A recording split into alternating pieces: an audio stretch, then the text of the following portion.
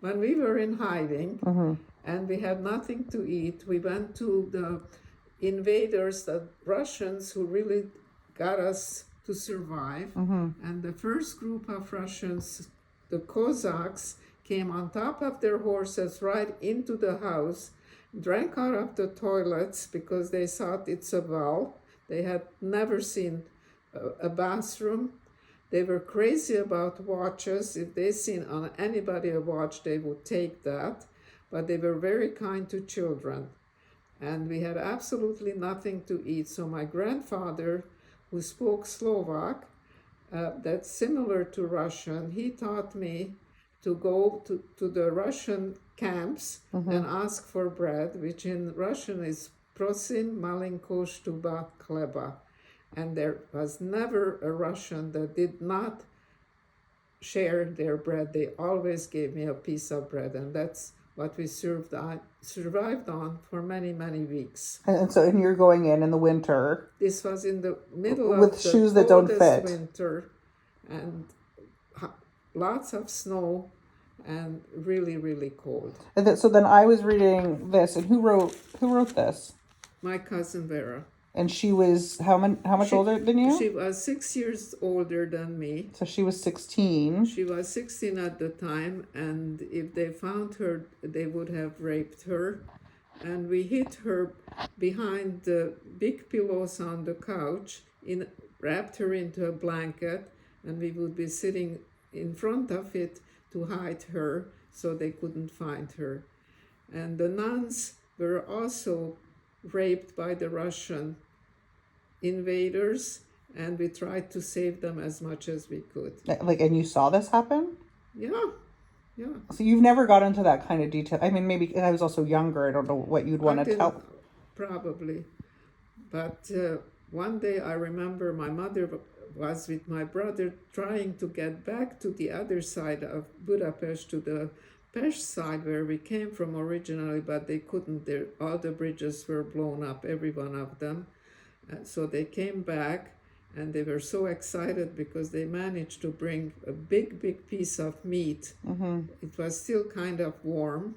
And we said, "Where did you get that?" Because we were so happy that we will have a piece of meat to eat. Said, "Well, they just shot a horse. It was fresh, so we brought it." And I remember the taste of a horse meat is sweet. It's a very interesting thing. And so they could just walk out, like even though you were in hiding, they just... Well, this was already when the Russians were occupying and defeated the Germans. They were actually in the building where we were being hidden. On the top floor, some of the Germans had machine guns because there was like a forest on the other side of the road. There were Germans in the building you were hiding in? Yep. Did they know you were there? No. It was like a cloister, like a monastery. It was a very big 3-story house, and the European houses, they all had like an attic. I don't know if you remember in Czechoslovakia. I do. They had the attic, that high attic, and they had the machine guns up in that attic that we found out later that they had them there. And the street that this house was on faced a forest. And they were coming, the Russians, through the forest, and the Germans were from these houses. They were machine gunning them down. But then once the Russian came, and defeated, they defeated the Germans. And then how long did you stay there? Well, actually, we tried to get back to our homes. At one point, they said, the Russians told us, "Don't go yet. We're not through. They still might be able to take back some of the places. Stay still in hiding." And sure enough, for a couple of days, the Germans managed to take back the part where we were. But because the Russians told us what's happening, they were just coming, fighting. And the biggest excitement I remember was, for instance, that the Russians started cooking in a huge colander Colander, soup. and they got the order they must leave immediately to onto the next streets, because they were fighting from street to street, from house to house, and they left all that soup boiling there, Yeah. and we had enough food for at least a week to eat. Yeah, because here it was saying you had one bowl of soup and one bowl of water, and the water was for drinking and washing up, and that's what you would get every day. Pretty well. The nuns would bring Yeah, that. yeah. Well, that was during the time that we were hiding. Now everything turned around. Now we were hiding the nuns, so that Why? because the Russians were raping them. Oh, okay. So There is no end to a war, Dania. yeah, whoever I am. Yeah. But wow. So the Russians came in to save you guys. The Russians, they didn't know that we were there at first, and because of this one, But they came in to defeat the Germans. they came to defeat the Germans. And then because my grandfather was able to talk to the commanding officer, Because it was close enough to. and one of the commanders was actually Jewish. He knew more than, say, the regular army people. The regular, because you were saying they were very uneducated. They were very uneducated, but the commander wasn't. And he happened to be a Jewish guy. And he said, then he realized that because they knew sort of what was going on about the Jews, because they already were getting news. Leave this bag alone. It's just noisy. Yeah, okay. So, and the other thing that I remember very clearly also, that one of them had a horse Yeah. that delivered a baby horse Oh. right there in front of us. And when their orders came, the baby horse, they get up immediately. And they got the orders that they had to leave, and the mother was walking with the baby horse. I can see it. Oh, it's, It was about this big. wow. Do you think your age of being like still looking like being a kid like helped you? I grew up in one day. Yeah. It's an amazing thing, and those are the kind of things you remember. I was really a very spoiled, unbeknown to me, coming from a very well-to-do family. I have never even been practically in the kitchen of our apartment, because we had a maid, we had a nurse, we had a cleaning woman, we had a woman that came every 2 weeks to take the laundry from the beds out to wash and brought it back, folded up beautifully with pink silk paper in the lining of each sheet and everything. And once the Germans took over, my life changed that day. My father was at his business, and his papers came to the apartment that he had to leave within 48 hours or less to the front. To the front to do what? They were, as being Jews, from the Germans used them for building roads or cleaning up, and they would take them to the front line. For labor. For forced labor. Yeah. Labor. And what was he doing before that? My father had, with his father together, a couple of restaurants, and they manufactured wine. I have pictures. Which is why you had the cellar. They had a wine cellar just outside of Budapest, and they had two restaurants, one in Buda and one in Óbuda. That was you were there. Yeah, but you know what? I thought they were into jewelry and leather making. The jewelry was my mother's parents. Okay. This is my father's parents. Okay.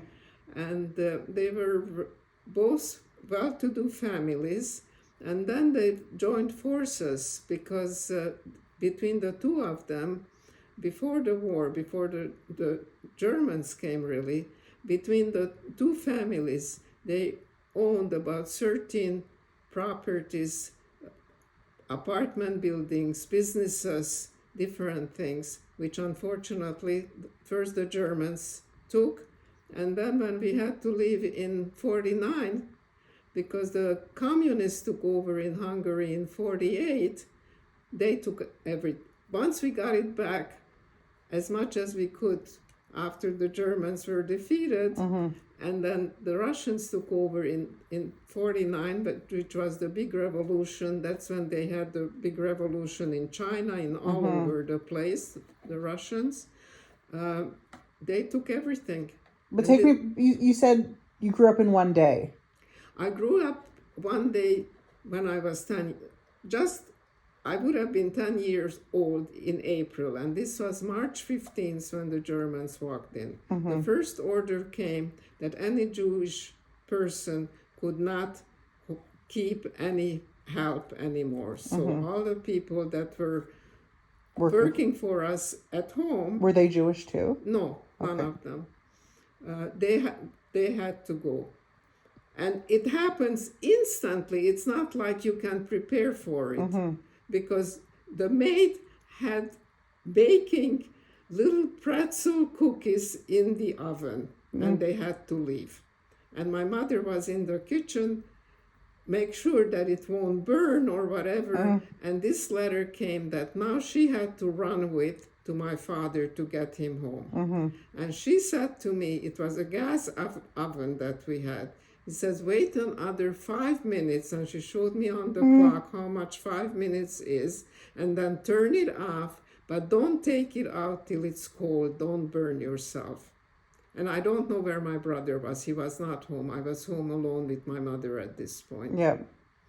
So I did exactly what she told me. Then she came back, and I don't remember of what the next steps were.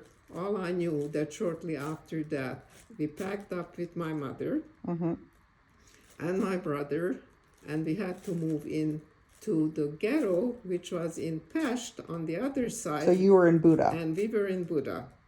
But before we went, I also remember my mother taking me to one of the apartment buildings that we owned in Buda, and she had a package with her, a briefcase. It was jewelry. She took a whole bunch of jewelry, and she showed me of where she's going to hide it, which was in the basement of the apartment building where some of the equipment of running the building, and she dug a hole.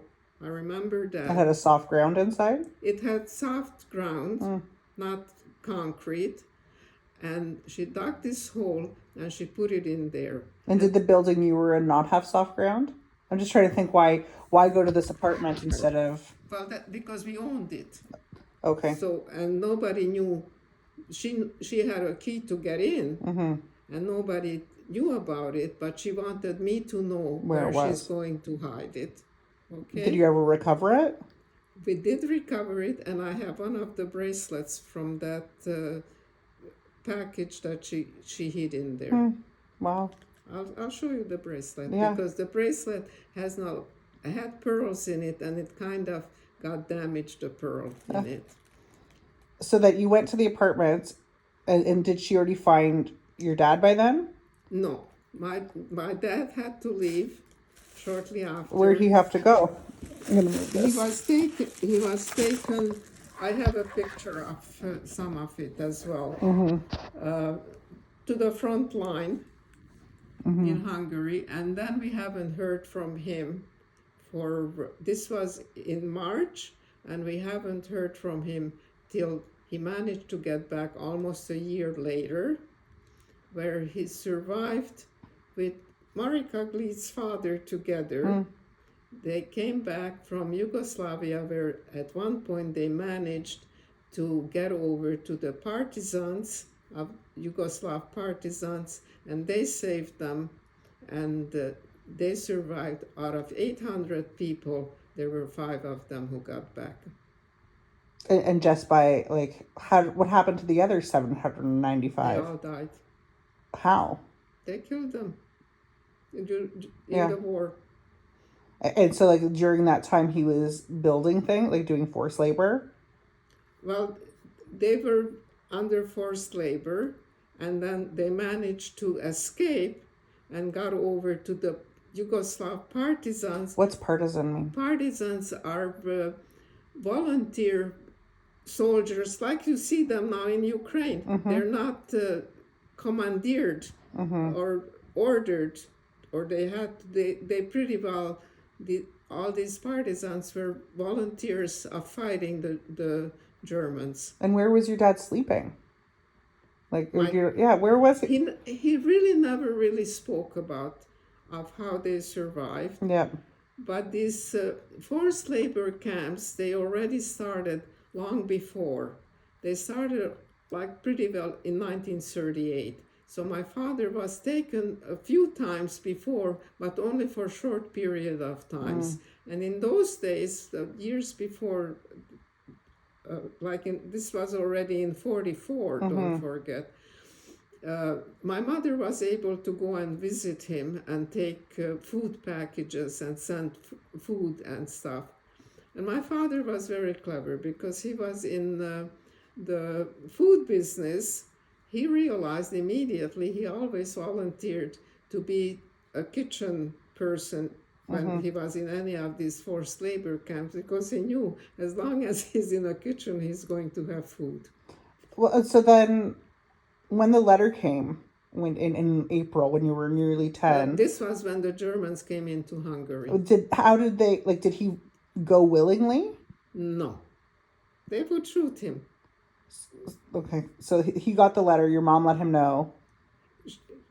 She knew immediately that he has to leave immediately or they're going to kill him. Oh, I see. Okay. And then you and your mom and my brother, the three of us, we moved into the apartment in the ghetto? In the ghetto. And as it happens, my grandparents' apartment, which was right across the street from the Dohány Temple, the big Jewish synagogue in Budapest, it was designated, it was the end of the ghetto, the entrance to the ghetto. There, the house they were living in was part of the ghetto, so we moved in with them. And then They were there before. Oh yeah, they lived there for many, many years before. Okay. And like that was coincidental that area was... That's totally coincidental. Yeah, they just decided this is the ghetto? Well, it was kind of a Jewish area because the big synagogue was there. The rabbis lived close by. The cantor lived close by. There were other smaller synagogues. There was one small Orthodox synagogue in that area. Were you Orthodox? Were you guys Orthodox? My grandmother, my father's mother, was a very, very strict Orthodox Jew because her brother was a rabbi. So would she have worn like how I see the women at Emmett School, like cover her hair and... I don't know if she had, because I was too little to really know. I don't know if she had, I think she had her own hair. What about like electricity on the weekends? Like on Shabbat? She was Shabbat? Strict about that. Not my mother's mother. They were more liberal. Reformed. Yeah. None of my grandparents would have ever eaten any pork. Other food than kosher. Yeah. And my mother's parents were a little bit more liberal. They would go into a restaurant, but into a dairy restaurant, not a place where they served meat. Yes. My other grandmother would only eat in a kosher restaurant. She wouldn't even eat dairy. Even if it was if it was like kosher by look, it had to be all by the book. She would not have shopped at Northtown. Yeah, I only just learned that there's different kinds of kosher milk, and that one of them, like there's parve, and then there's another level where like it has been watched to make sure it's not mixed with goat's milk. Like there's so many levels of kosher I didn't realize. Parve Parv means that it has no dairy product in Okay, it. so then you can't have parf milk. Okay? Yeah, So, but there is milk, which is, something you know, watched. for somebody who can't drink milk, you have like that silk. Yes, Okay? That's, Parv means that it's not dairy and it's not egg. It can be egg. Okay, Egg is both. egg is both, and fish is both. Fish is both. Okay, Fish you can have. But meat, butter is two different things. but you were still. You can have dairy. You can eat dairy if you're really Orthodox. And an hour later, you can eat meat. If you eat meat first, you can't eat dairy for at least 3 hours. Now, did you grow up following that? We did. Yeah, and then when you were in the ghetto, was it just the three of you in the apartment before you moved in? No, they moved in all kinds of people. We had one room for 6, 7 people. And what was that apartment before you moved in? Like, it was just somebody's apartment? It was my grandmother's apartment. That's where my mother grew up. But other people were just being moved into some strangers. They did. Yeah. As we tried to, my grandfather was still alive. He passed away in August of that summer, 44. He was sick. He was in the hospital. That's what. It was in here. Right. Yeah. That was the grandfather. I think he had surgery. It said, where is it? And we couldn't.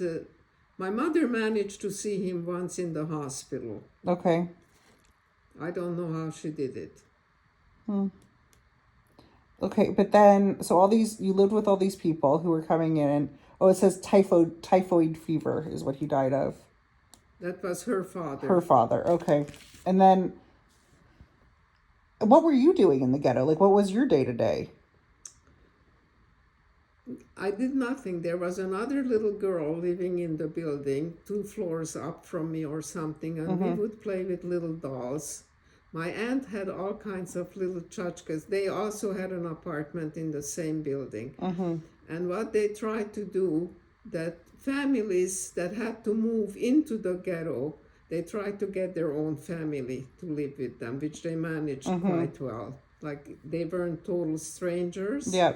Because we had a huge family. From Buddha, they had to come here. So some of them were they were family. Oh, I forgot that you had moved across from Buddha to Pest. Yeah. Now, did your mom or brother have jobs in the ghetto? No, nobody had anything. And how'd you get food? It was very difficult. But as it happens, my parents were well-to-do people. Also, my grandparents, they had enough money to make sure that they managed to buy whatever they could. Where are you buying it from? Were there stores in the ghetto? Well, there were stores. Okay. There were stores. And then some of the help that we used to have, they were fantastic because they smuggled stuff in. And they recognized you, and they knew where we were. I mean, they were nice enough to make sure you knew how to finish the cookie. Yeah. Exactly. And then was the ghetto guarded? Like, could you leave the ghetto? You couldn't go out. So how do you eventually leave? We snuck out. And how? With who? Well, was that your uncle at that point? Well, the concierge, who's been a concierge forever, that my grandparents and my aunt and uncle lived in the building, was a very decent man. And he knew, for instance, that the following day, from the building that we were in, they're going to get all the young women, and my mother was considered young at the time, and taken away, because they were collecting even from the ghetto. You think to a camp? To a camp. And would you be considered a young woman at that point, or I would have been taken with my mother. Yeah. Where's your dad at this point? He's He's still at forced labor. He's in forced labor. We haven't heard from him from the time he left till he managed to get back to Hungary, which was, I think, end of January of 1945. We never heard a word. So was he in hiding with you? No, he was. Oh, okay. He was in the forced labor. Oh, I didn't. You know what? I guess I had thought at some point it converged because No, no, no. So the concierge tells you, Told my yeah. mother and my aunt they have to get out in the middle of the night because they're going to be picked up the next morning because they're taking all the young Jewish women. There were no men, only old men And kids, I guess. and Because kids. Yeah. yeah, Okay. your brother was there. So he said it's only the women, the young women, that they're going to take. So he said, leave the children with my grandparents were there. Leave them. You can't take them with you. Okay? And my mother and my aunt left in the middle of the night. Oh, so you did stay. You stayed in the ghetto? I stayed in the ghetto. I was in the ghetto till And then. where'd your mother and aunt go? They went into one of the stores that they owned in the middle of the night, hiding. Because they... Outside of the ghetto? Inside the ghetto. Okay, yeah. And at that point, my uncle sent somebody to get them out. This is the uncle, the monk. My uncle, the monk. Your munkle. Yeah. Backtrack now. Talk about your uncle. Yeah. And you said he wanted to be more religious. Yes. And the Orthodox Jews wouldn't take him in. Then he came back to... So, but where did he go to become more Orthodox? To Israel or? To Israel. He was in And they wouldn't take him because... He was not born into the sect, into the Jewish sect. And okay, so then he came back. He came back. He was very unhappy. He did all kinds of things. And then the story, if you ever read his book, will tell you how he had this vision. My father never believed in the vision, and he always made fun of him that way. Except once he knew that he was the one who saved us. He was okay with the vision? He was okay with the vision. He was okay, yeah. My family is very funny. They make a lot of fun out of certain things, as you probably know us by now. Oh, yeah. Anyway. So then he had the vision to become a monk? Or Yes. And so then he went to the seminary? He at first wanted to join. There is a sect, and I forget the name of that sect, that will go into being kind of monks that never speak to the outside world. Okay. And it was my mother who said, I can understand that you want to change religion, you want to become a priest or whatever, but I could never stand that. I could never ever talk to you anymore. And this is well before the war. This is before the war. This is in 1938 or even before 38. You'll see. And there's no problem with him switching religions like this? No. That's what he wanted. That was fine. The Catholics were converters. They wanted everybody to convert to Catholicism. No. And he joined the Franciscan priests. The Franciscans and Benedicts are Catholic priests. They're two different sects. Yep. The Franciscans, they call them the working priests, and the Benedict Catholics are the intellectuals. Okay. But my uncle wanted to be working. He didn't want to be any more intellectual that he was already. Okay. Anyway. Yeah. He wanted to be, and so he joined the Franciscan priests. And they are the working part of the Catholic priests. They work. The Benedicts, they teach. Okay. Anyway, that's what he joined. My mother went to his his church or when they become priests. Oh, it's like a ceremony. It's a very big ceremony. It's like a wedding.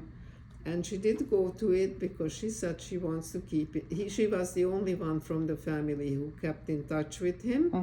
And I remember even as a little girl, still living in Budapest before the Germans came in, he came to visit us a few times. And would he bring a friend? No. Because you guys suspected that he potentially... No, you know what? I don't remember back. That had nothing to do with Okay. I So was him just a wanting, little kid, yeah, but fair I enough. did see him, and I knew him because he did come to our house. So then your mom and aunt go to the store. And then he sent somebody that I don't know How who. did they get in touch with him? I don't know.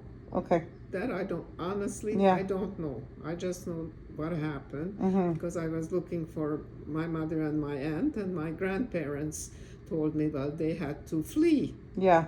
That much I understood. And that was okay because we were, It was uncertain times. yeah, You were used to fleeing by then? things were happening.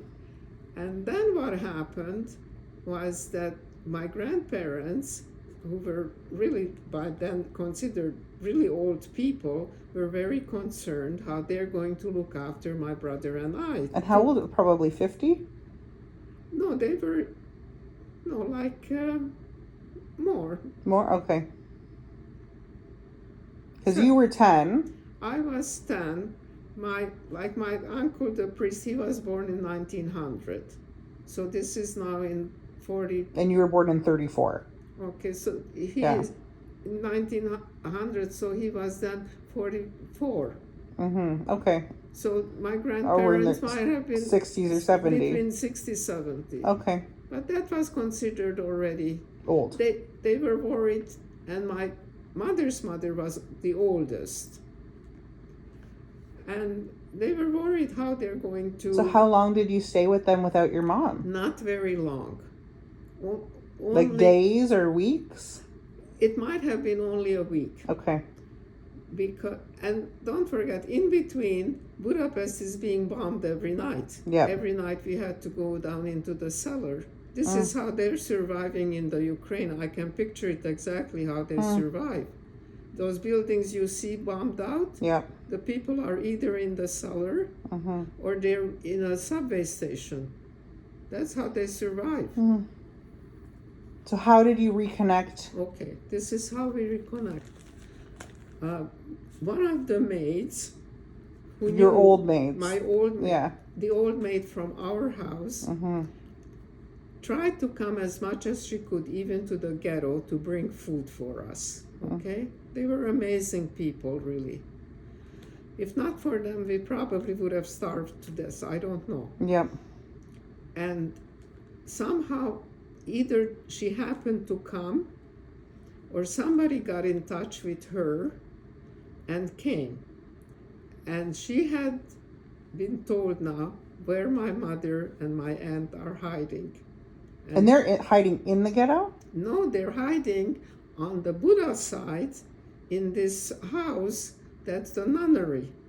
Wait, because I think I missed something. Because I know they, in the middle of the night, you said they went to the restaurant. To one of the businesses, and they In were the ghetto. hiding. And then how did they in get? the ghetto. How did they get out?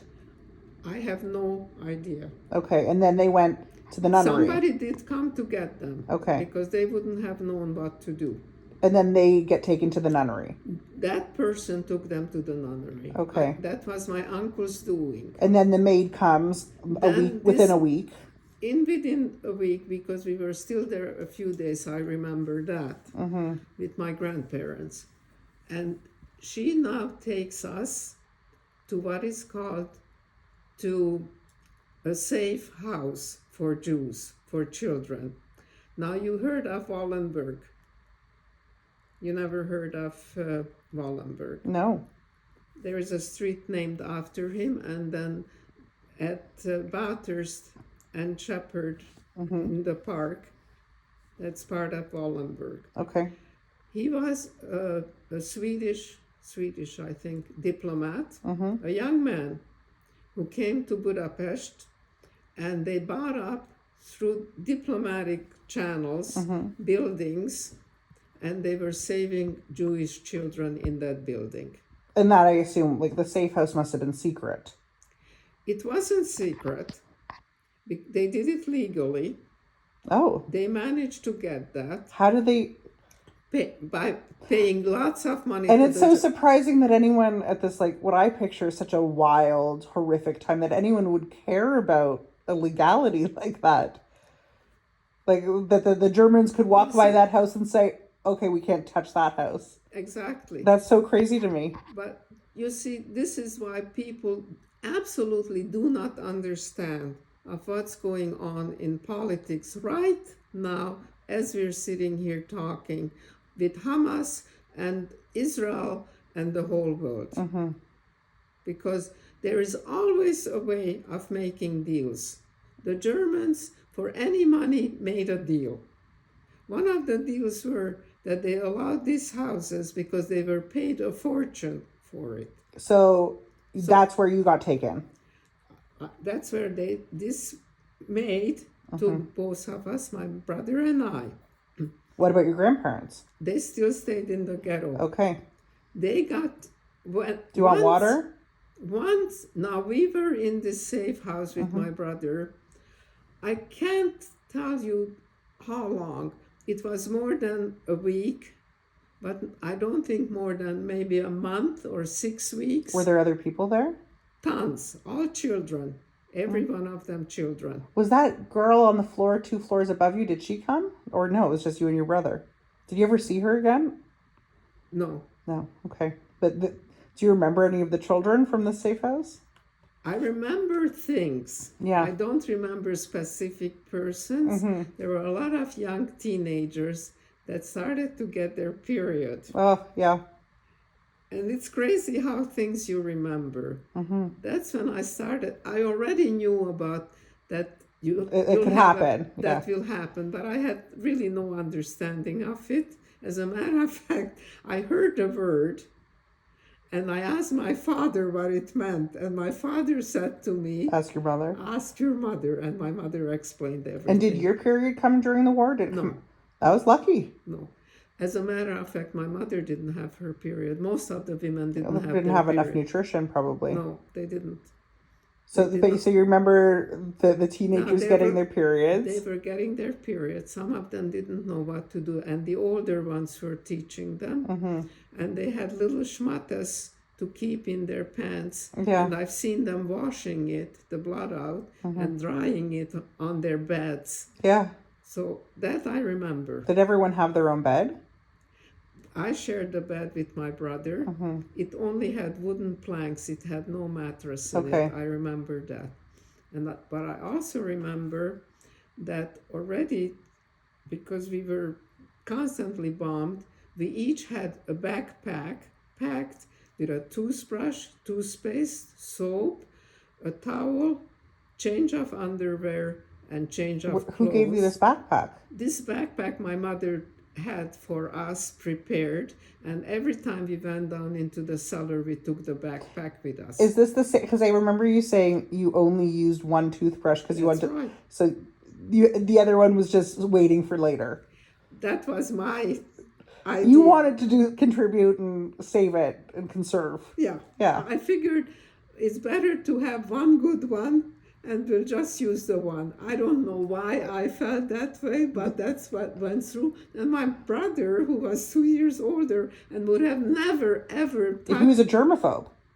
Yeah, he wouldn't have put his finger on my toothbrush normally. Because you would tell me that you used to was it spit on his food? Yes, so he wouldn't touch it. And I imagine that's before the war, though. Oh, yeah. Yeah.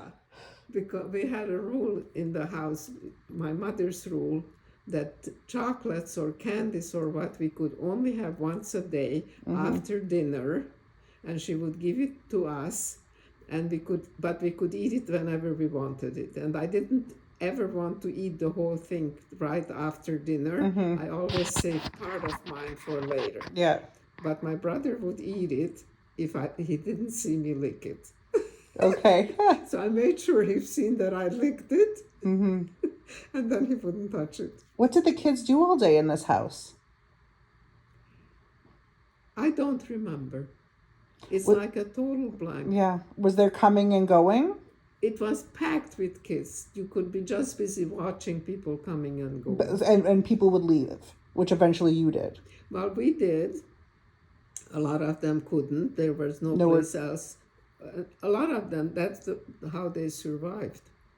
Did some people stay there till the end? Probably. Some of them, unfortunately, never seen their parents again because they never came back.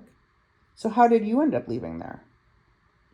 Well, I was fortunate that now this woman who managed to get us there one day came when she got the green light through my mother, through my uncle. Yeah. He found her. She came to get us in this house, and she took us over to where they were hiding. In the monastery. Yeah. And do your grandparents ever join you in the monastery? Yeah, yeah. How did I Well, guess? they also, for whatever arrangement my uncle had to do, he took them one by one. Because the room that we were in, my aunt and my cousin were in another room. Is that the cousin who wrote this letter? It was just the two of them. Okay. No other kids? No, Okay. And this is the cousin who's 16 at the time. yeah. Okay. So in the room that it was a big attic room, and in the one corner, it had a sink with water, no toilet. But I thought the Germans were in the attic. Part of the attic was that maybe it's the top floor. Or this is the same building that you same stayed in now building. until the Russians came? Yeah, the Germans were above. And how long were you in there? Well, we got there in the fall. So it must have been almost beginning of September or end of August. Don't forget the seasons are a little different in Hungary from here. Sure. September can be already cool. But Okay, but what year? 44. Okay. And then how long? So we only had summer clothes and a sweater and a jacket. And shoes that you outgrew. And the shoes that I outgrew. Then I think the maid, this woman, must have brought some of our winter clothes because we didn't have winter clothes with us. I know that. We only had the backpack and what clothes we had on. And what would you do there during the day? In hiding? Yeah. That's where we were making candles. Yeah. Or my mother taught us to play bridge. Mm-hmm. My mother also taught me how to play solitaire. Yeah. And so, but you were hidden there the whole time. Yeah. And you never left. We could never make any noise, nothing. So in there was my aunt and uncle that came here. Okay. My The one who the brother married a sister. Yeah. So that was two. My father's parents, that was two more. Yeah. My other uncle, the oldest, the third brother. Because there's three brothers and two sisters in your mom's family. He was a very, very sick man who died shortly after we were. Was that Vera's? No. No. Okay. He had a wife. I can tell you that story too. Oh. So he was there. My other grandmother, my mother, the two of us, my mother and the two of us, we had a sack filled with straw that they pushed under the table under the beds during the day, because we pulled those out and it was on the floor. That's where you slept? Yeah. That's where we slept. What was in the room? They just had these beds going around like that way, this way, and this way. And then in the middle, we pulled out these hay sacks stuffed with straw. And my mother and my brother and I slept on that. And was it all family in this? It was just the family. It was not a big room. Bigger than the room we're in, or about the size? It must have been bigger than that. Because they were, I remember the beds were, there was one this way where my mother's mother was. Then behind her was another bed that my other grandparents slept together. And then one this way where my uncle was sleeping. And then from underneath, we pulled out this straw mattress. So essentially, the monk uncle came to his. We've never seen him. Oh, you didn't see, but Never. But in this room are all people connected to him. So like, this his was two family. sisters and his mother and just one brother. and his one brother. Where's the other brother? The other brother was there too. Okay, so Yeah. all three brothers. So he got basically everyone Yeah. that he grew up with, all of his siblings He and his got parents. everybody, this immediate family, except the one, my cousin's father, who he died. Yeah. Okay, he was in touch with him too, and he said, "Don't worry about me. As long as you are looking after my family, I'll be okay." So And this yeah. is the proof from God, I always Yeah. say, that if not for him, none of us would have made it, because he's the only one who didn't make it from Oh, the I see. And immediate where was family. he? What was he doing? We only know that he was taken to one of the concentration Oh, camps yeah. where You he know what? And died. that's in this letter. He got typhus it was Yeah. already after the war. I never saw my father again. Only heard later that he was taken to Austria in a concentration camp in Wales. He died on the 31st of May, 1945. Yeah, it was already after. How many cousins did you have? I only had the one cousin. And so your brother or your uncle made sure that they were protected as well. Yeah. And so, were there windows in this room? Were there windows? I'm trying. If there were, they were covered, I'm sure. I don't think so. Now that you're asking me, I don't remember. How'd you go to the bathroom? There was one bathroom that was across the hall from this room. Yeah. And if we really had to go to the bathroom, we peed in the sink. Makes sense. That somebody would be at the door from our group, and we just rushed into the bathroom and rushed back. Now, what else was this building used for? So the nuns were downstairs? It was a nunnery? Yeah, they looked after us. They fed us. But the Germans were also in the building. Yes. So you're really hiding in plain sight. Later on, we found out there was like a concierge man, a young man. He came around sometimes with a light, and he was fixing things or whatever. We didn't know who he was. Okay. And turned out to be, he was one guy, a Jewish guy, who escaped from Poland and found his way into this nunnery, but he knew how to fix things. So the nuns used him for fixing. But he really hid in plain sight. Like, he was not hiding. Well, he pretended to be somebody else. Yes. And there was another woman that I remember, a very good-looking woman, and she was not a nun. She was also from Poland, and she was helping in the kitchen to work. So you're all there. How long were you there? You told me you came in the fall. Okay, we came in. Well, my mother was there since the summer. Yes. So the first Russians came around Christmas, the first group. Oh, so this is all just a matter of months that you were there. Yeah. Don't forget the Germans didn't come into Hungary till March 1544. Where they came into other countries earlier. 38. Yes, okay. Grandpa was taken out of their home in 1938. Yes, okay. It started in 38. Just around when your uncle's becoming a monk. Just about. Yeah. As it happens, it had nothing to do with But it. you don't think it had anything to do, like him saying, you know what, I see things are happening for Jewish people? No.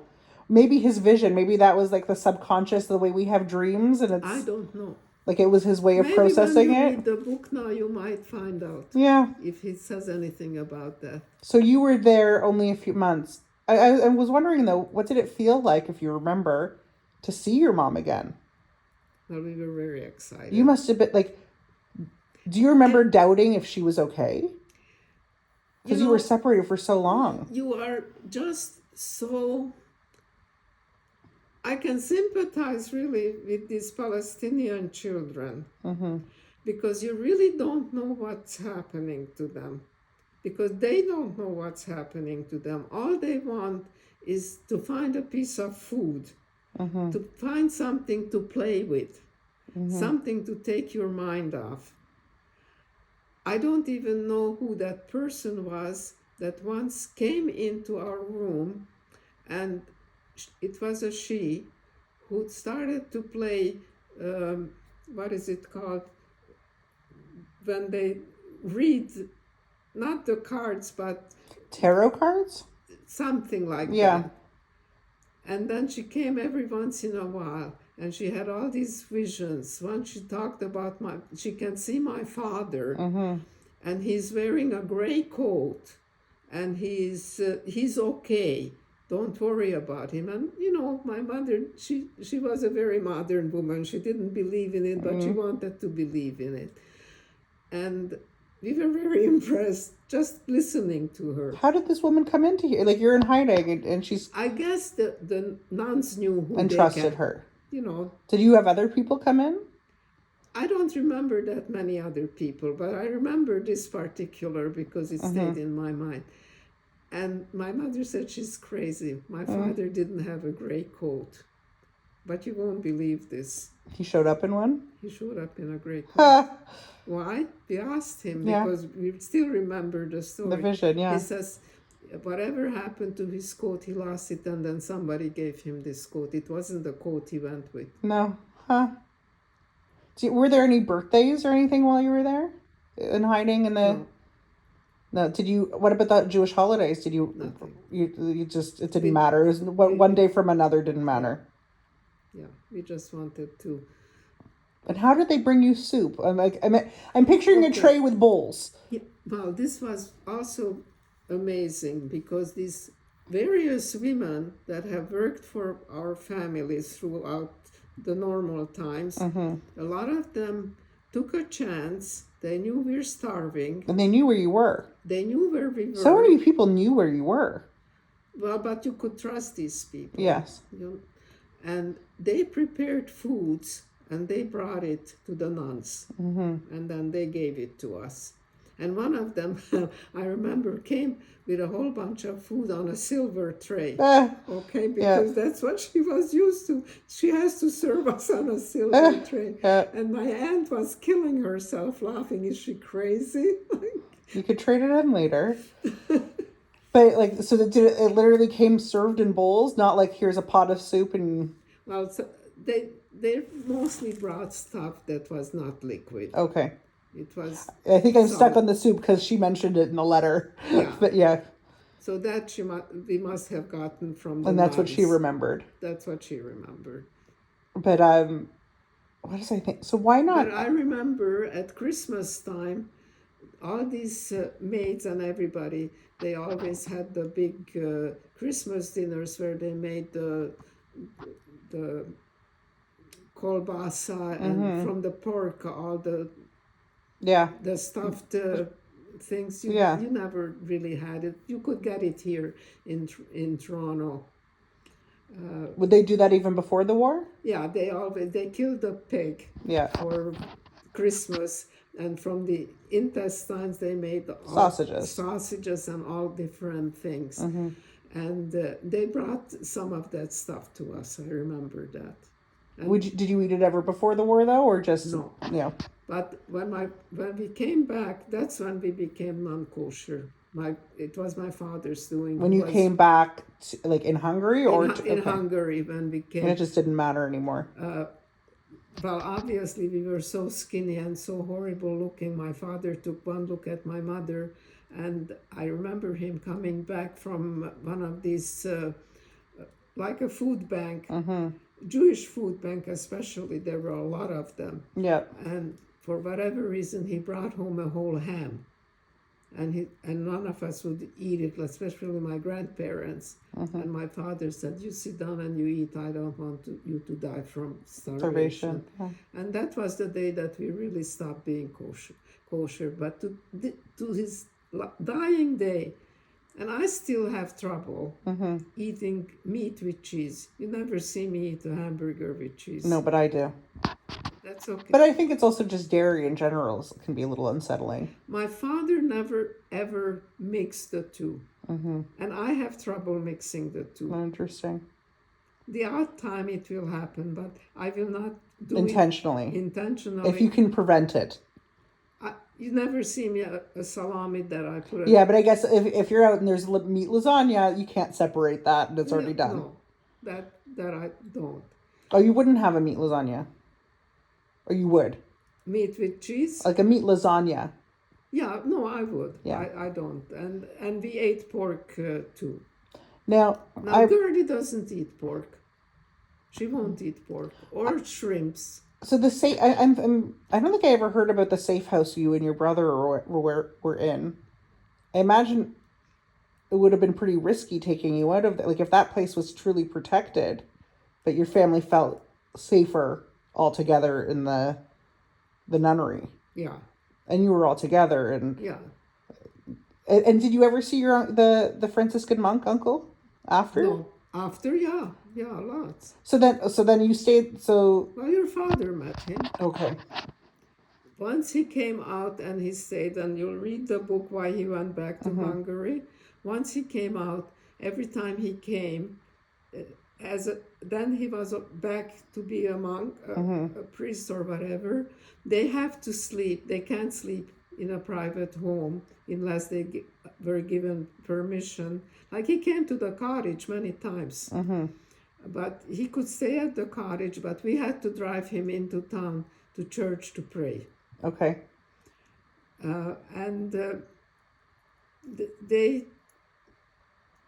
What was I going to get at this? That you've seen him since.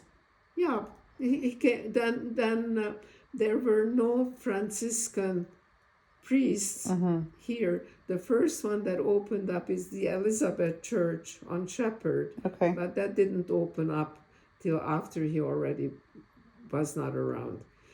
There were no Franciscan priests in Canada. Wait, now I just had something else pop into my head. Which uncle was the filmmaker? That was the one that lived here. The one that moved here. So your mom had 3 brothers. Yeah. One of them died. He was sick. Yeah, he was the oldest. And then the one was the monk, and one was already in Canada. Well, that's much after. Oh. We only came out in 1949 from Hungary when the communists took over, and we came to Canada in 1951. And in between, you were in Paris. Yeah. And why Paris? That was the only country that would give us a visitor's visa. And but when you were in Paris, was the filmmaking uncle already in Canada? The priest? No. No, the filmmaker. The filmmaker, he came 2 weeks before us. We left middle of March. Was he in Paris with you too? Yeah. So why come to Canada if you were settled in Paris? We weren't going to ever settle in Europe anymore. It was very dangerous times. That's when the Korean War was on, which you don't know anything about. Cuba and Korea, they felt at the time that there is going to be an atomic yes, war. Yeah. And every person that could, immigrants, get out of Europe, tried to get out of Europe. Okay. And none of the countries were easy to come in. They're complaining now with the immigrants. There were people that were in Paris 2 years before us, and they still were sitting in Paris trying to get... So how'd you get to Canada? Well, we had all our papers to go to Australia. Australia was the only country that let people... And that's the cousin who wrote the letter. That's Vera, who's in Australia. Now, her husband, they married in 1948, still in Hungary. They were from Austria originally. When the problem started in Austria from the Germans, they, instead of going west, went east and settled in Hungary, thinking that they'll be safe there. And that's how she met him after the war. They married in 1948, and but they knew that they're not staying either because the communists were there, and they applied to go to Australia because that was the easiest place to get in. Is Vera the one that had Sashi the dog?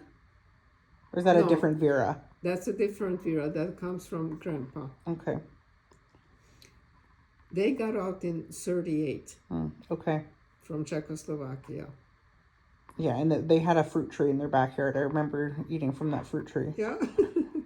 Wait, I'm still trying to keep track of the different uncles, because you said the uncle here who was in Canada. He was the one who was a brother who married a sister who married a. Yeah. So, They had no children. which sibling was married? If his brother married. The only one that was married was my mother's sister. And the oldest brother, who died right after the war, was married also, but had no children. None of the brothers had children. Wait, are they in your family tree that's here? Yeah. Here? So you have you. No, I don't think you have your uncles this in here. This is grandpa's Grandpa's family. side, okay. Yeah. You'll need to rate the brothers for me, because I think I'm confused around the brother who's in Canada who married a I sister. might have it somewhere else. Because if the brother married the sister and the sister married a brother, wouldn't it be another one of your uncles or aunts who was also married to the same family? No. Okay, I'll leave that until I see the picture. And so you were in Paris and then you came. So at that time, Vera and her husband and his parents, when they got out of Hungary, and they got out legally. This is how a lot of, pardon me, our things got out, because they were now considered Austrian, not Hungarian. So the government let them out. Why were they considered off? Because they were. Okay, well, that's a good way, yeah. Okay, they were not Hungarian. And they were not occupied by the Russians, Austria. So as Austrians, they could leave Hungary. So my cousin, now they were married. They just got married. She must have been young. Well, in 48, I was 14, so she was 21? 21. Okay. They fell in love, they got married. Yeah. They were allowed to take out anything they wanted. So they bought one of these containers that are as big as a double garage. And whatever the family could put into that, including their stuff that they wanted to bring out, like they didn't bring out a couch or anything like that. Versatile things, furniture-wise and that. Part of like my mother was able to give them a whole bunch of things of hers. That they held on to? That they put into this, they call the lift. And that's where it comes from, because we couldn't take out anything with us other than a suitcase. We left with a suitcase. I don't even think I know yet. How did you meet up with your dad again? With my dad? Yeah. My dad came back. He was first to manage to get back. So did you go back to the house you were living in before? Where we were in during... like the ghetto or the house before the ghetto? We got back to the ghetto because the house we lived in, the apartment was bombed. We couldn't go back. So then how did he know to go to the ghetto to see you? He knew the family. Oh, because they were there before then. Yes. Number one, he couldn't get over to Buda. He came in on the Pest side because there were no bridges. All the bridges were blown up. Every one of them. There were only two called tampon bridges. One was for the army and the other for the civilians. So everybody that was hiding went back, except my mother, her mother, my brother, and I. We stayed in this place where we were hiding, because they left all their stuff that was brought there during the 6 months where we were there, their clothes and whatever they needed. There was a lot of stuff from all these people now. Yeah. Okay? So we needed a wagon, and my grandmother couldn't have walked anymore. She also needed some way of bringing there. So my mother and the two of us, we stayed. I think it says Diabetes Canada. Diabetes Canada. Yeah. Diabetes. Wait, but I just. Canada. So your dad went to the ghetto. Come from So, and you're waiting for a wagon? my mother was trying to get a wagon with a horse. Mm-hmm.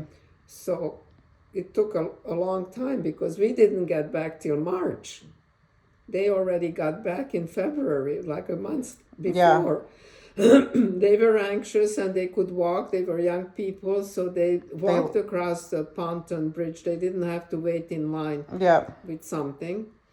And my mother was left with her mother and her two little children with all the stuff. Where were your dad's parents? They were with us. So they waited with you too? Yeah. Okay.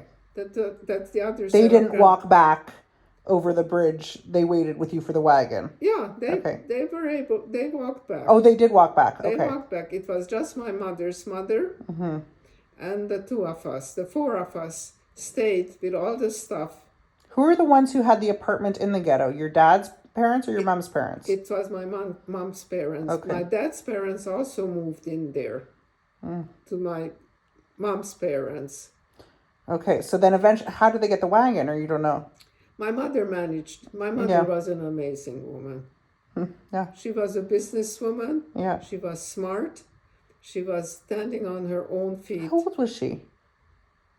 How old was she? She was exactly the same age as my father. She was born in 1903, and she was 2 months older than my father.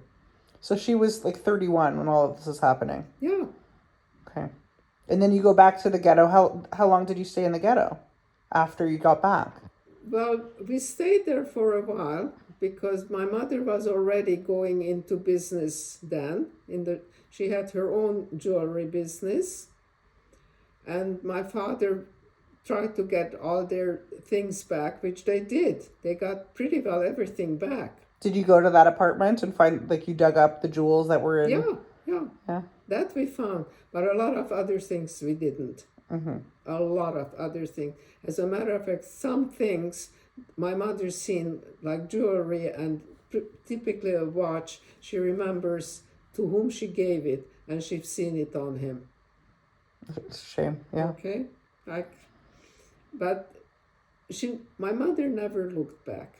And she taught me, never look back, just look ahead, things will work out. Yep. That was her motto. And so she bought, in Europe, you don't always own your own apartment, but you pretty well pay for the apartment and then it's yours. They can never put you out. That's how it was. Okay. So she decided there was a new building on the Pest side, a fairly new building, and she found an apartment in there that she bought. It cost her $1 kilo of gold. Okay. Not owning it, just to get it. Yeah. But she knew that we can stay there now, hopefully forever. It was a beautiful apartment. It's still there. That apartment was built with a theater on the main floor, the Madás Theater, and that's where I seen the first play from Steinbeck, Grapes of Wrath. I remember it like today because it has a little dog in it, right? Yeah. And you know whose dog that was? Yours? Not mine. My friend Judy Shurek's dog. Oh. And the dog had to be a tiny one, a wire-haired fox terrier. So every 6 months they got a new dog for the play. And she got her father bought her that dog 1 year. Oh, so it was hers after, not... That's what after the war. But after it was in the play, or... After it was in the play, Oh, because that's the neat. dog had to be this big. Oh, funny. Once it started growing, They sold it. They got another one. So she wanted a dog very badly. Her mother passed in the Holocaust. She just had her father. And then I never knew that her father remarried. You met Judy, my friend Judy. But one of the questions I had asked you earlier was, do you think being a child during all of this protected you from certain risks, like the way that you were talking about the nuns and your cousin being, like you said, they saw you as just a kid. Yeah. But you hear all sorts of terrible things happen to kids. But you were still young enough, I guess.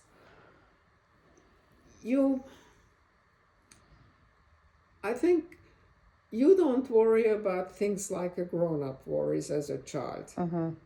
Because you really are still a child. Yeah. Some of it, like I guarantee you, a lot of these kids from like the Palestine or Gaza. Palestinian Yeah. kids, I guarantee you 90% of those kids, they don't think about that they're going to be killed tomorrow. Okay? What they think about, this is great. I don't have to go to school. I can eat whatever I find. Yeah. I can go to see my friend. I don't have to tell my mother where I am going. I think in the movie Life is Beautiful, and like he saw it as a. Yeah. I mean, the dad helped construct the vision. Like Grandpa's story, where they now move into this small town where you were when we were in Checo, okay? Yeah. Because they moved them out of their home, and his mother is crying, his father is crying. All they can take with him, they allowed them to take his car and whatever they could get into the car. Yeah. They have to leave their business. The grandmother is sitting in the front seat of the car. The mother and the two children are packed into the back, and whatever else they can put into that car. That's how they had to leave in 38, within an hour. Yeah. Okay? Now the parents, they worry. They find a place in that small town outside of what is it called, the German part of Czechoslovakia, that they gave, that Chamberlain gave to the Germans to satisfy the Germans that they're not going to invade Europe. Okay. Okay, you know that part of the history. Not enough. Chamberlain But I do. said to the world, peace in our time. If we give the Sudeten part of Czechoslovakia, that's like They'll leave us alone. That's like Ukraine right now. Yeah. The Russians says, if you give us Crimea, we'll leave you alone. Well, they didn't. Okay? Yeah. They took the whole world. And that's what the Russians want to do. So that, yeah. This is what people, especially the young people today, have no clue. But I think I can relate partly to, like, you saying the kids don't understand what's going on. Like, I mean, I was the age you were when I had cancer and in the hospital, and it wasn't until later that I found out how, like, risky it was. And even now I describe it as, like, this blip that was so unimportant. I was excited to stay up and watch Letterman and to not be in school. Okay, it's just, you're 10 years old or Yeah. 9 years old. And in my head, you go to the hospital to get better. Okay. Like, I was never worried. So whenever we went, I came with you all the time. We had the hot chocolate or whatever while your mother was beside herself, what news she's gonna get. I remember you talking about that your brother was more affected by things. Yes, he was. Because he was already a little bit older. He had to go to forced labor within the city. He was small. When? Like, before you went hiding? From the ghetto, they took the little boys. Okay. At 12, they took them every morning. He was sickly. Yep. Not very strong. Don't worry, he was almost, at one time, he was shorter than me. Yep. And he came home, I remember that my mother just tried to bathe him and put him to bed. He was so exhausted. So it affected him very different. I was home playing with another little girl with little doll houses or whatever. Yep. So 2 years made a big difference. For sure. And then when he don't forget, about a month, we were still going to school, at public school. And I remember one girl came from a horrible family, like white trash family. Got in it, the yeah. class. And I played with her before, but the minute the Germans came in, which she got from her parents, they were the biggest anti-Semites. She came over to me. Oh, so the public school was mixed. Yeah. Like, not just Jewish kids. No. Public school where we went. I was, in my class, I think there was only one other Jewish person. Okay? She came over the first day the Germans came in. We still went to the school. She tried to beat me up, except this is you talking to your grandmother. I was a little bit bigger than her. I was strong. Yeah. I beat her up so bad, so bad, Yeah. that I came home and I said to my mother, "Is it possible that I killed her?" Oh, wow. I remember that. And there's like, I've seen all these pictures. They don't have one in front of me, but these pictures of you. Oh, here, this is you? Yeah. No, I'm strong. but you're so cute. I can't picture it, but I mean, I didn't stand for nonsense. My brother, on the other hand, they threw shit at him. They grabbed his hat and put it into dirt. this is before moving into the ghetto. This is Yeah, still, yeah, public school yeah. time. Yeah. As soon as the Germans walked in, and I'm telling you, if God forbid anything happens here and we lose democracy, it's gonna happen to all these people except the biggest bastards. It's very frightening. Yeah. It turns like this. Yeah. Now, but yesterday I was watching television, okay? In Mississippi, blah, blah, blah. where were they? I don't know. I don't watch the news. It's with Macedonia. no, here on the border to Canada. Mexico. Manitoba. No, not in Canada. It's American.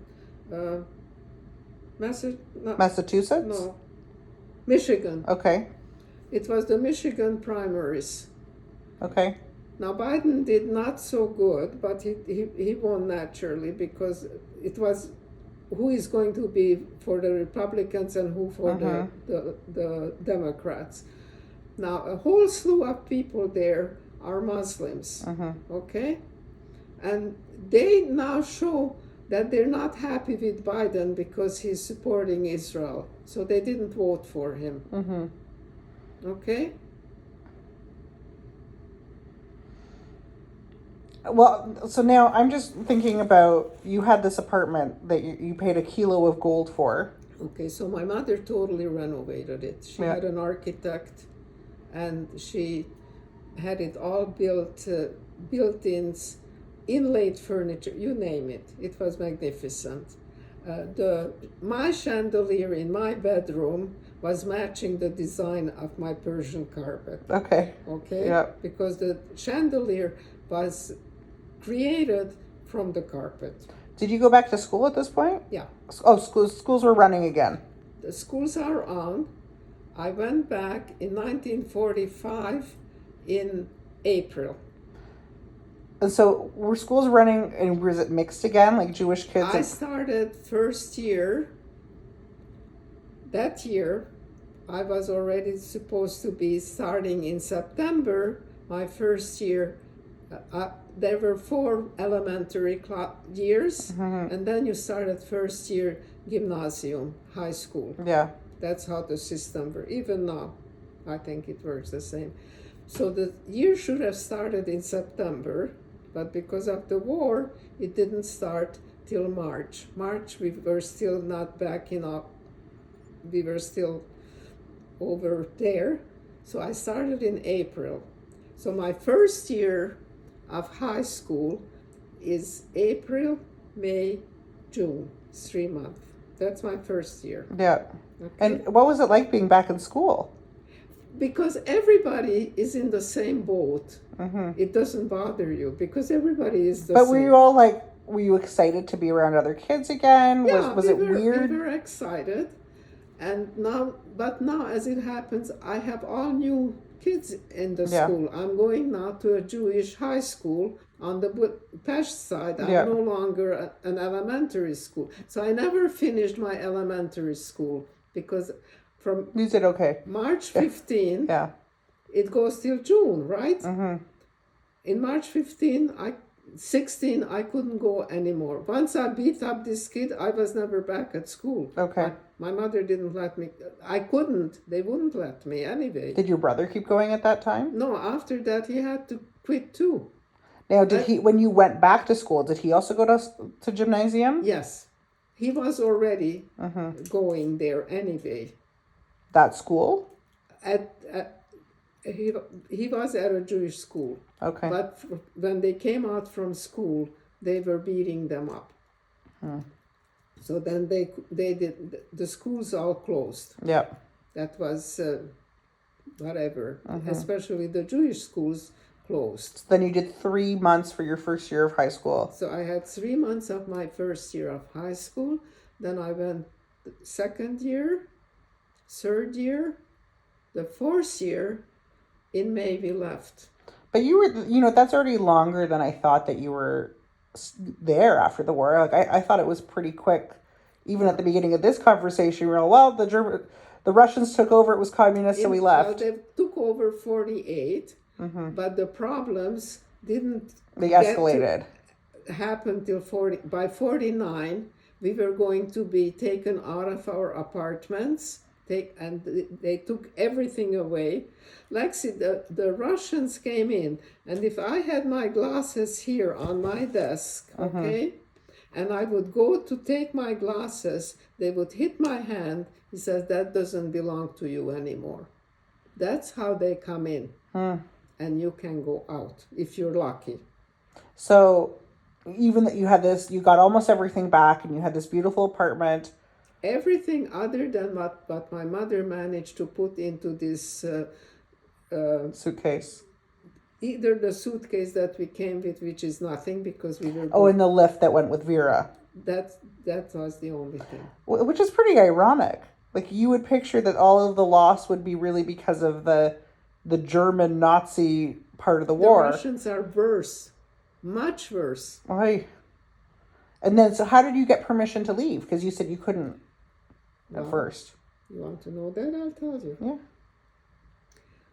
My father's and mother's family knew one thing, that they must get some money. Money talks. Out of the country. Yeah.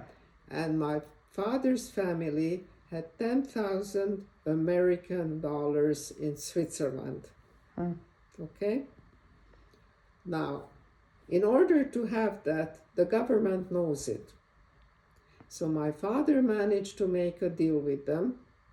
After they refused, because my father told them everything we own, he knew they're going to have all the buildings, all the business, everything. Yep. Okay?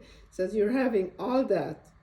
Give me a permit for my family to go on a vacation to France, because that was the only place that was the easiest to get. He said, no, we know what you have out there.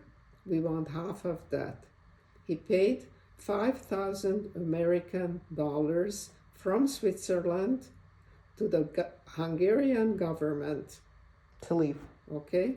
To get, for the four of us, a visa, a visitor's visa to France, which meant the minute we stepped out of Hungary, it's called what is called a DP, a displaced person, which means we have no country of our own. There is no country that will speak for you or do anything for you. You're on your own. What about your grandparents? They stayed. How did they get out? They didn't. They never got out.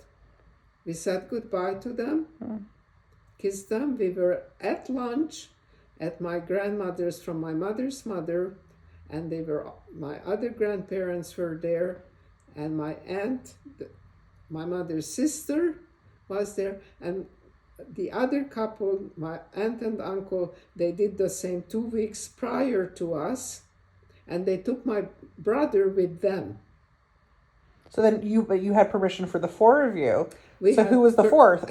And it was, and my uncle and aunt also had to pay, but they got their permit and they left 2 weeks before us, so that it shouldn't look too suspicious. And is that the only other sibling of your mom's that left? Yeah. Did your dad have siblings? Well, my dad,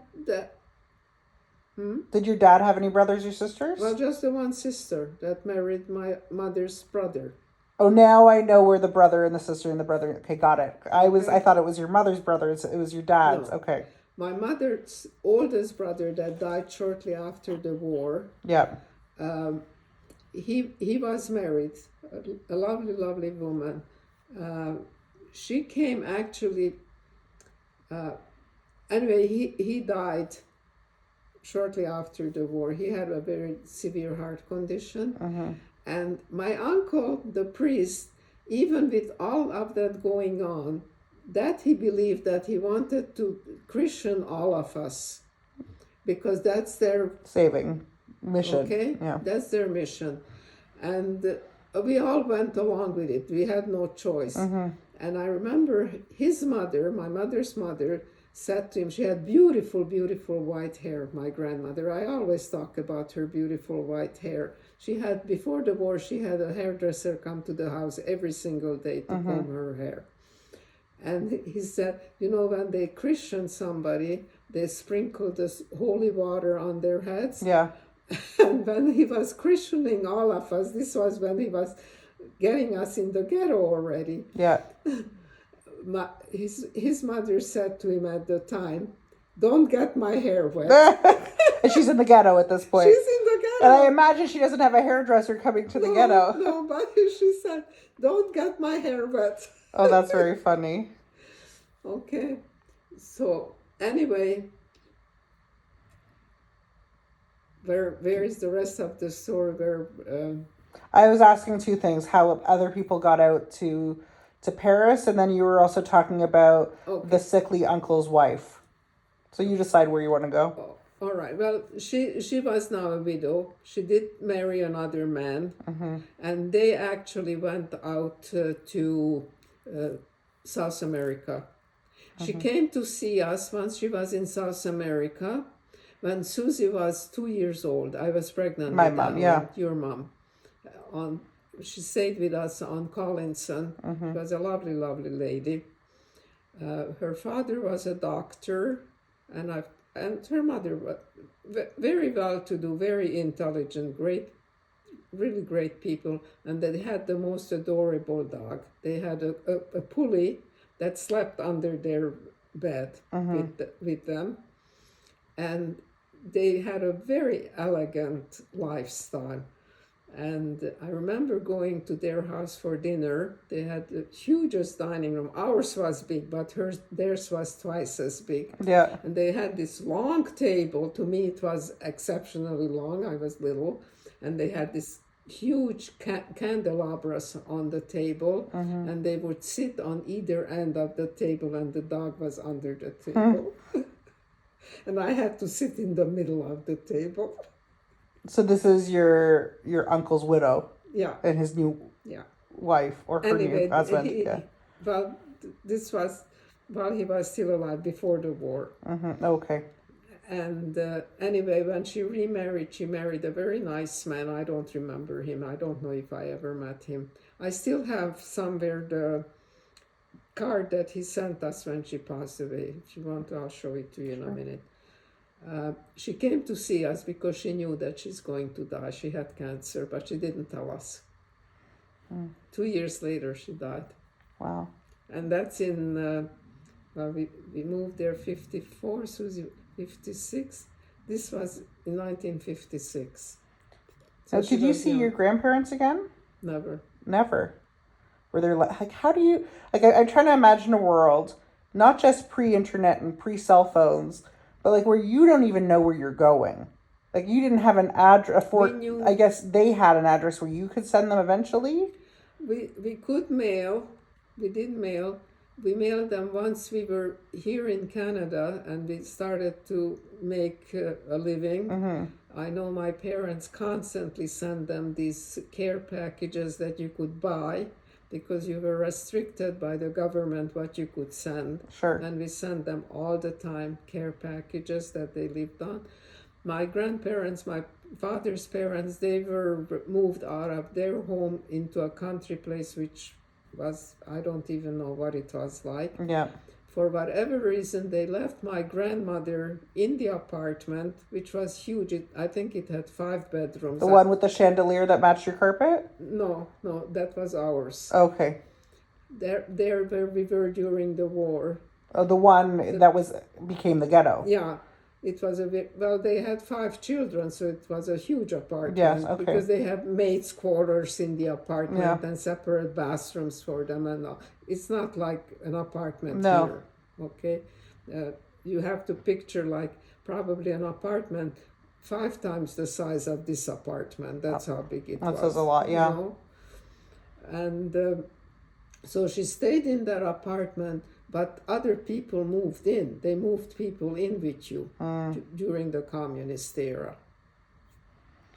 Like she was probably allowed 1 room or something. Now my aunt, the oldest sister of my mother, stayed for a while, but then she got her papers to be able to join her daughter in Australia. Okay. And at that point, my uncle, the priest, who was now persecuted from the communists, because communism doesn't allow any religion. Okay. He was now persecuted and moved into my grandmother, and he was the one who stayed with her till her dying days. Could he become a monk again or a priest again after? He did after. Okay. And when he came out to America. Oh, so after she died, he moved to America? That's when he came. That's when my father and mother brought him out. But he insisted on going back, and we didn't know why he wanted to go back. But the book will tell you. Now, when you say America, do you mean Canada or do you mean America? Well, he ended up having to go to America because there they had a Franciscan chapter. I see. And there wasn't But one here from there until he came to visit. And when he came to visit, and there was no Franciscan place to go to, he stayed at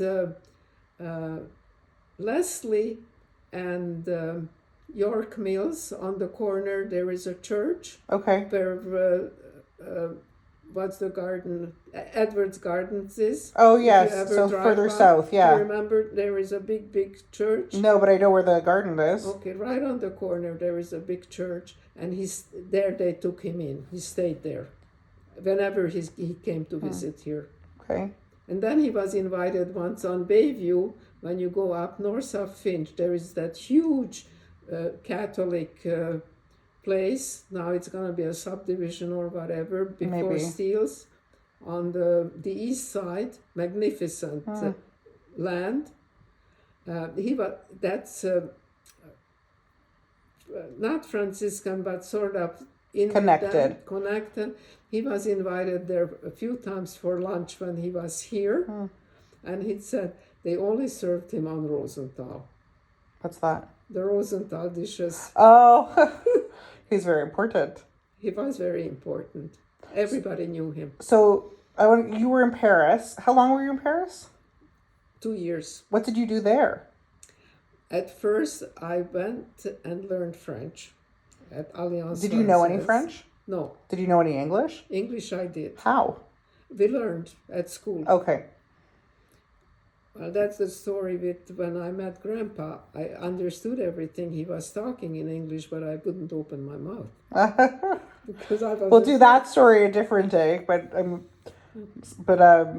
that's good. That's funny. So you went to Alliance Française. Okay. And your brother, I imagine. My brother also went. Where were you living? That's another very big story. Oh. My parents had friends living in Paris that had one daughter, and when the war started, they emigrated to France. Somehow, he's seen the writing on the wall. They probably didn't have as many. It's always the things that keep you back from doing things. And I think my parents wouldn't leave when they should have, because they had all these things that they belonged to. Yeah. Okay? These people, I have a feeling, I don't know for sure, that they were just very nice people that worked, they had a living, they lived a comfortable life, they had one daughter. So they packed up and they left when they've seen the writing on the wall. But they already had property in Paris? No, Okay. they had nothing. Whatever they had at But that that time. they left. No, they could take it with them. Oh, no, but I mean, they left before. They left before everything. So they lived in Paris. So my parents got in touch with them. And at first they rented 2 rooms in a pension where they have room and board. You can rent a room and food. You didn't have to. It hasn't got a kitchen or anything. Sure. It's got a kitchenette. And then my mother didn't want my brother and me to live like that in a hotel. Pension, yeah. So these people found a French family that were very, very wealthy to do, noble French people, Okay. but had nothing except their apartment with 3 bedrooms. And they rented the 3 bedrooms out, and they had 1 daughter that happened to be my age. So where are they sleeping? In a different apartment? No, in that apartment. But they rented all 3 bedrooms They out? rented. They must have had their own bedroom. Okay. I don't know. They rented. No. They had 1 daughter who had a bedroom. They rented 1 other room, and they rented. They must have had 4. Okay. They must have had their own bedroom. Yeah. Because they were going to have my brother live there, but my mother never, ever separated the 2 of us.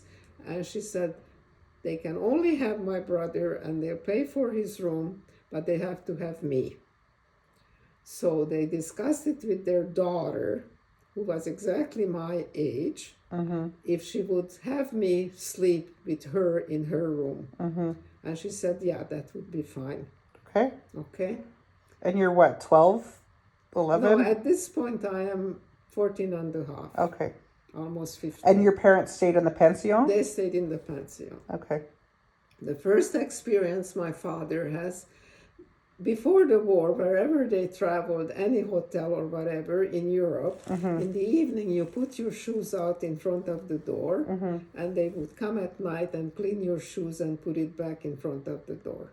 So my father put his shoes out thinking that it's Europe, Yeah. and that's the style. So they stole his shoes. Okay. Okay, yeah. Anyway, so now we're living with this family. You have to picture it. They're very proud people. I know that she cooked everything, the mother of this daughter. Were they Jewish? No. Okay. They were nobility when With nothing. When bankrupt. Yeah. To the outside world, they were still the very. They had a very important name. Very important name. Yeah. And they were let in, and it was to my benefit because I did go to some fashion shows like I'll never see in my life with them, and all different places that they have taken me. Do you remember the daughter's name? I'm trying to think. It will come to me. I remember her face. Did you like her? She was such a bad girl. I can't begin to tell you. She snuck out almost every single night to have fun. But I wasn't allowed to say anything, of course, Yeah. and I never did. But we got along. Why not stay in your brother's room? Because it would be A improper? man and a woman doesn't stay. Okay. And the other man was a Hungarian refugee also, but he lived there for a long time already. And this is the man that knew my parents' friends. Okay. And he was the one who Connected, yeah. Now, that's where I learned French, really. Because we had dinner every night together, everybody. Including your parents? No, Okay. no, just my The brother. apartment people. The apartment people. This man, he ate there, the daughter, my brother and I, and the French couple. And every afternoon, she had her old maid come in just to serve the dinner. Okay? And she rang the bell or for the maid to come in. It's not, you haven't had lunch or anything. Well, yeah, it's almost 3. I'll have to go soon. I did actually have a sandwich before I left. You keep going. No, I have lots of things. I'll give you. It's okay. Anyway. Anyway, from them we learned a lot. My brother and I, really, they yeah. were very good to us. Were the parents kind? They were very kind. They were very nice, and they taught us proper French and that. And then I was finished with the school, and they had ORT, which is a Jewish organization around the world that teaches trades for refugees. It still exists. Here too, there is one. And my parents took us there, and they said, what have they got to offer? I think they had accounting, leather making, dressmaking, and something else. And you 4 did leather different making. things. And I told, but for whatever, the reason we chose the leather making is because my father had a cousin that were already from before the war in England, and they had a leather factory first in Hungary, and then they had one in England. And my father said that maybe we can learn or go with them in partnership Yeah. or whatever. So the other choice I had, bookkeeping. And then what was your brother doing? He did the same. He also Went did the same together. ones. Yeah. And what were your parents doing at this time?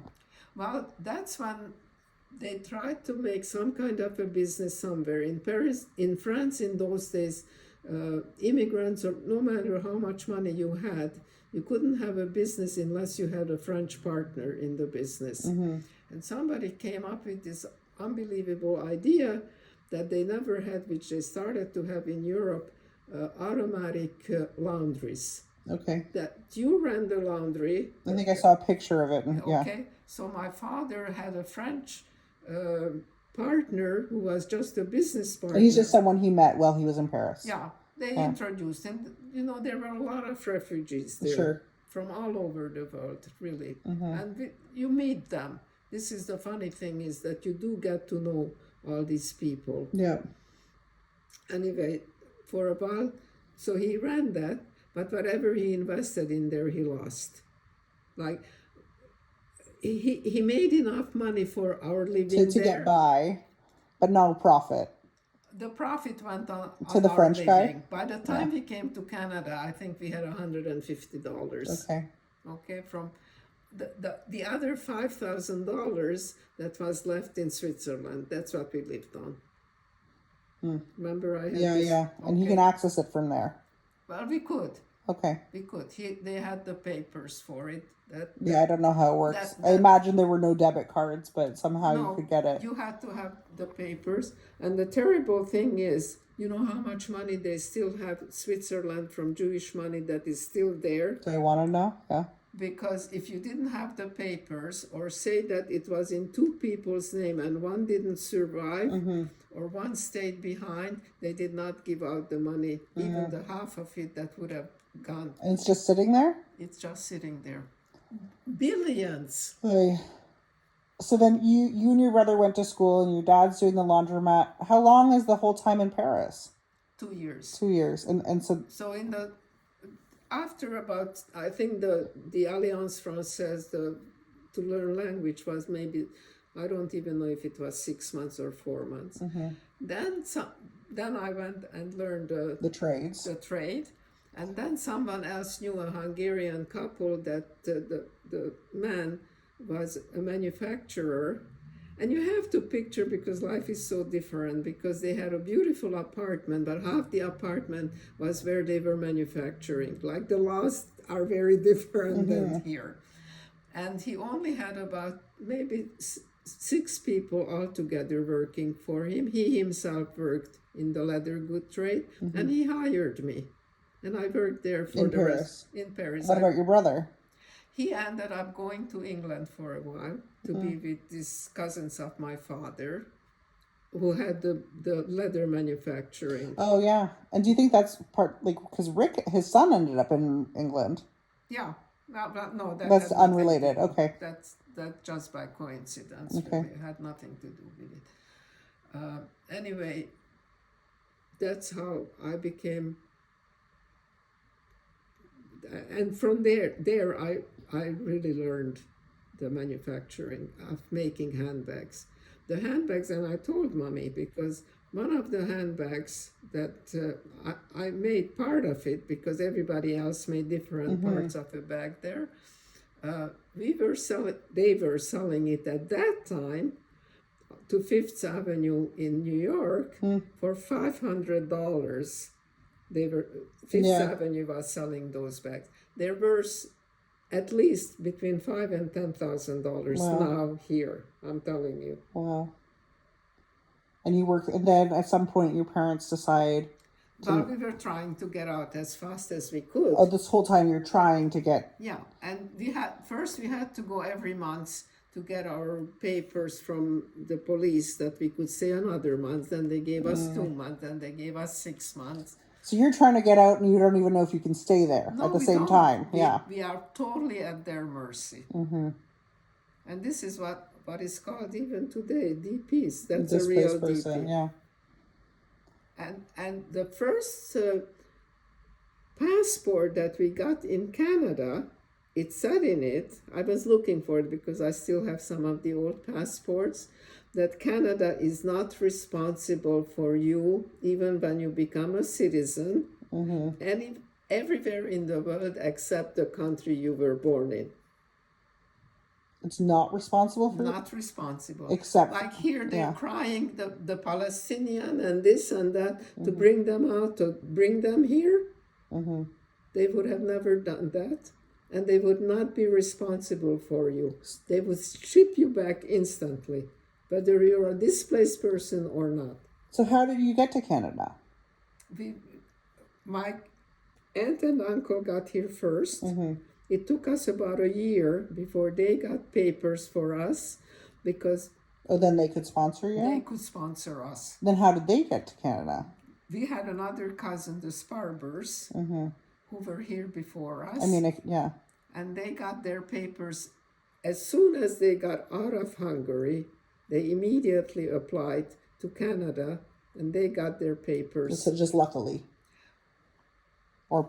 It took them also, I think, a year, because in Paris we were together with them. Now, I didn't ask, how did you travel between these places? Like from Hungary to Paris, how did you physically get there? By train. And then what about Paris to Canada? Boat. Like where were you on the boat? In the belly of the Canadian-American troop ship carrier from World War II. Had you been on a boat like that before? No, and I never will be. Yeah. It was called, I think, a picture, and when we went to Halifax, I looked it up too.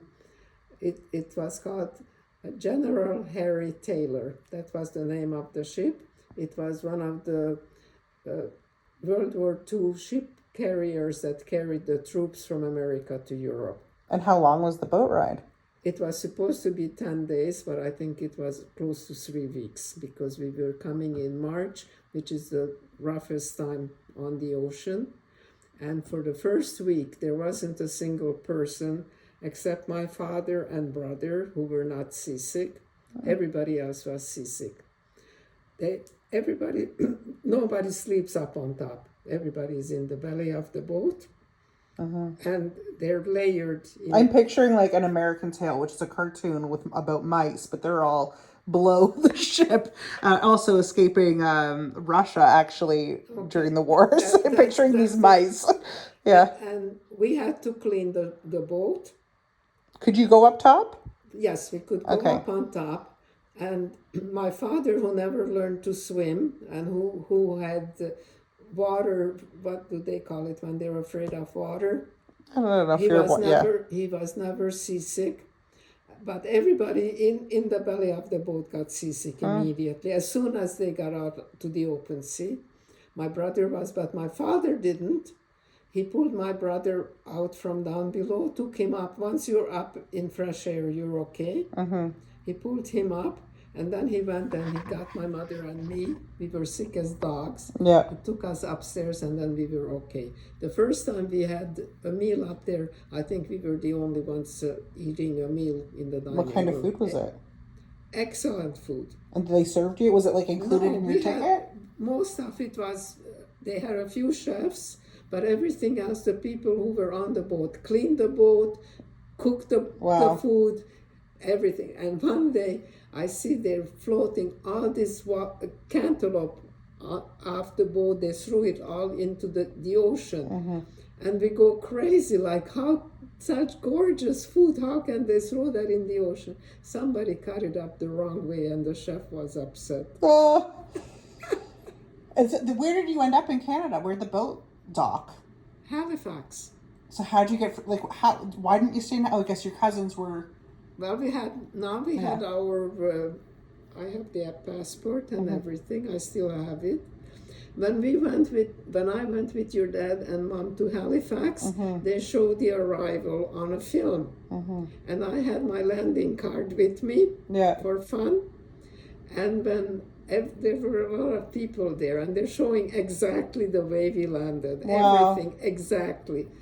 And after we watched the movie, I got up and I said, would anybody like to see an original landing card? And they all came running over and I showed them. That reminds me of being at the Holocaust Museum with Grandpa and him showing his tattoo. Yeah, the same thing. How did you stay in Halifax long, or did you? A few days. That was a fantastic trip. Do you remember when we went? No, but I mean when you landed. No, we didn't. We were put on a train, and it was a 2 or 3 days train ride from Halifax. You must have been exhausted. Or you don't even remember. I wasn't. Maybe my parents were. But you know what? They were all so young. Did you keep in touch with anybody? Like this girl who would sneak out, or people on the train or anything? For some of them I did. I have some pictures. I have their addresses.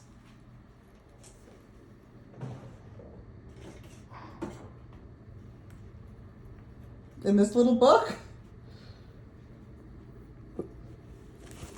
One of them, I remember, he was sent. He had a job lined up. Here, this is from Paris. This Eva was the daughter of my parents' friends. So she's the one whose room you shared? Who would sneak out at night? No.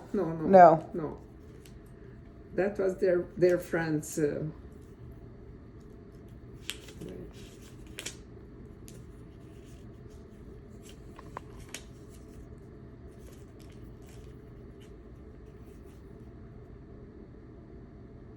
This is from Paris. These were people we met from Stockholm. This is still from Hungary, the addresses and names. Yeah. This was my teacher in Hungary. Yep. At my first school. And you did you reach out to these people? No, you couldn't, because it was dangerous for them during the communism. Don't forget, communism lasted till 1989. Wow. In Hungary. And I was born. I was already 5. Wow. Okay. And we never went back till the Iron Curtain came down. And that's around when we went, or when I went with you. Yeah, that was after. But I wouldn't have any clue as a 5-year-old any of this was happening. Okay. So here are people that we met on the boat. Oh, wow. Okay. And is this your handwriting from then, or is this rewritten? No, this is the original. Huh. Chicago. This is my writing. This is somebody else. And at that point when you're on the boat, what were you, 15, 16? Okay, here, this is the guy that fell in love with me on the boat. No, wait, let me focus. Eric, okay, yeah. He went to a lumber place. That's how he got into Canada, in Long Lac, Ontario. Was he older than you? Yeah. How old were you at this point? I